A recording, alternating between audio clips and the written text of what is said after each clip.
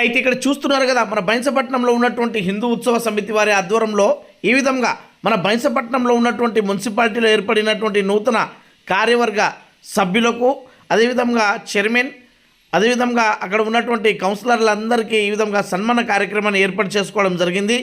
ఈ కార్యక్రమంలో భాగంగానే అధ్యక్షులు పెండప్ కాశీనాథ్ గారు, ప్రధాన కార్యదర్శి తాలోడు శ్రీనివాస్ గారు, కౌన్సిలర్ కూడా, అదేవిధంగా మన ఎన్నుపోతుల మల్లేష్ గారు తదితరులు ఈ కార్యక్రమంలో పాల్గొని అక్కడ వారికి సన్మానించడం జరిగింది. అంతేకాకుండా ఈ కార్యక్రమంలో భాగంగానే ప్రముఖులు దామోదర్జీ, అదేవిధంగా డాక్టర్ మన దామోదర్ రెడ్డి గారు, డాక్టర్ రామకృష్ణ గౌడ్ గారు, డాక్టర్ మహిపాల్ గారు, డాక్టర్ ముత్యంరెడ్డి గారు, అదేవిధంగా ఈ కార్యక్రమంలో భాగంగానే గోపాల్ సార్ గారు, యోగేష్ మందాని గారు తదితరులు ఈ కార్యక్రమంలో పాల్గొని అక్కడ వెంకటేష్ శెట్టి గారు, అదేవిధంగా గాలి రాజన్న గారు తదితరులు పాల్గొని నూతనంగా ఎన్నుకోబడ్డటువంటి చైర్మన్ కౌన్సిలర్లకు ఇక్కడ సన్మాన కార్యక్రమాన్ని ఏర్పాటు చేసుకోవడం జరిగింది.